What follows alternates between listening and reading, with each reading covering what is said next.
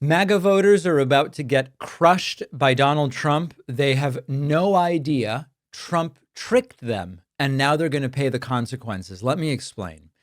You know how Trump voters think tariffs will bring back manufacturing jobs?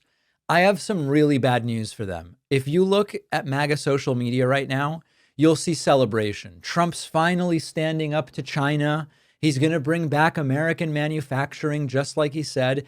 And the pitch kind of sounds good, like, oh, you put tariffs on foreign goods and it'll make American products more competitive. And all of a sudden, you'll look at Ohio and Pennsylvania and other states, and jobs in manufacturing are going to be flooding back. Now, it's a beautiful story.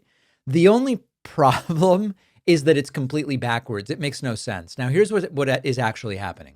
Donald Trump's tariffs are functioning as a tax hike of $200 to $300 per year on American households.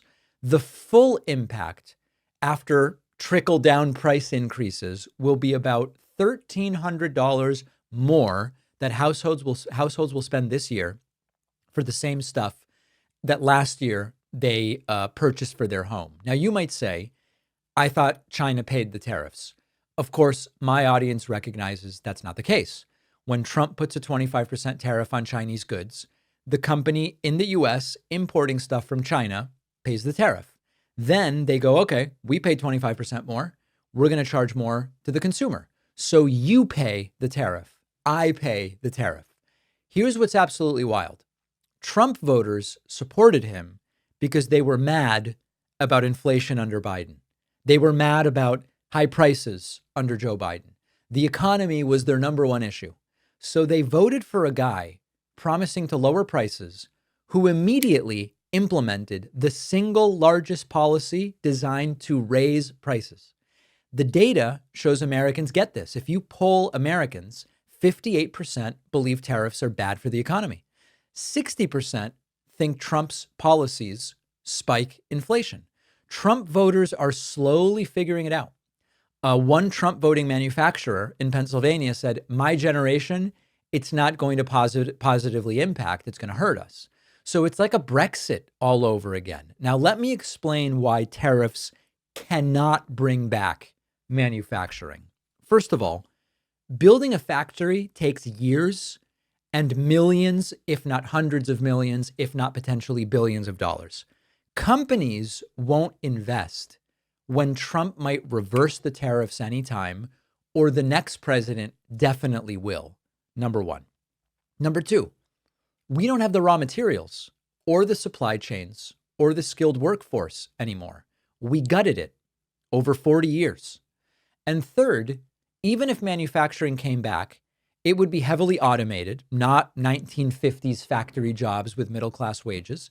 It'd be a handful of jobs operating a bunch of robots. And by the way, we have many open manufacturing jobs right now that aren't being filled because a lot of Americans don't want them. So what actually happens? American consumers pay more. That's what's happening. The factories aren't coming back. None of it's happening. Just we're paying more. Businesses that depend on imported components get crushed. Farmers lose export markets when countries like China say, we'll go to Brazil and Argentina for soybeans instead of the United States. And who gets hit the hardest in the US? It's the working class people.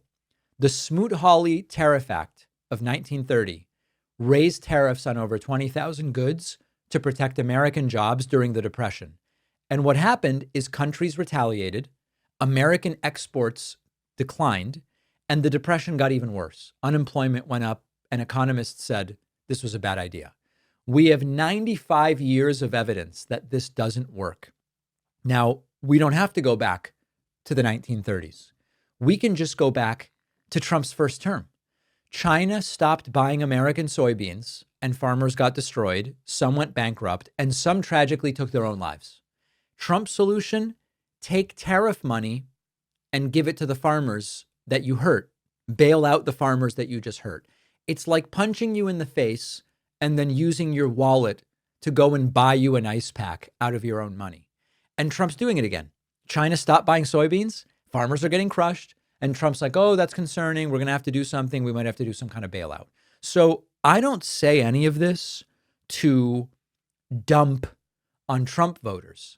There is something tragic about watching people vote for someone because they're struggling economically, and then watching that guy come in and go, I'm going to put in new policies so that you struggle economically even more, and then watching some of them defend it. Well, someday it's going to be good.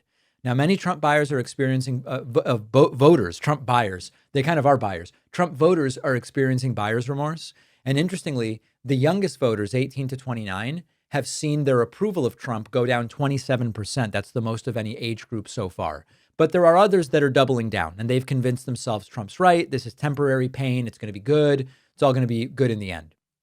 Once something becomes core to your identity, I am a Trump supporter. Admitting you're wrong feels like a personal failure. And so what I want to reframe this as is I hope that there are Trump supporters out there willing to have the maturity and wherewithal to say, I was wrong. And then we have to have the maturity to say, it's awesome that you're acknowledging that. You're welcome here anytime, rather than we told you so, you're so stupid, etc. Trump's strength has always been convincing his voters that when they're getting hurt, it's actually good for them somehow. And then when prices go up, it's okay because we're standing up to China. At a certain point, you got to look at the data, look at your bank account, look at what's happening and say, he lied to me. This doesn't make any sense. MAGA voters are about to get obliterated by Trump's tariffs. The economic consensus is clear. The only question is, are they going to figure it out before it's too late? Are we going to take the House of Representatives away from Republicans in the next election? Or are they going to believe that getting poorer is making America great again? I happen to think that that is not the case. Thanks for watching. Check out another one of our videos and make sure to subscribe so YouTube keeps our content in your feed. And if you prefer audio, subscribe to the podcast on Spotify or Apple.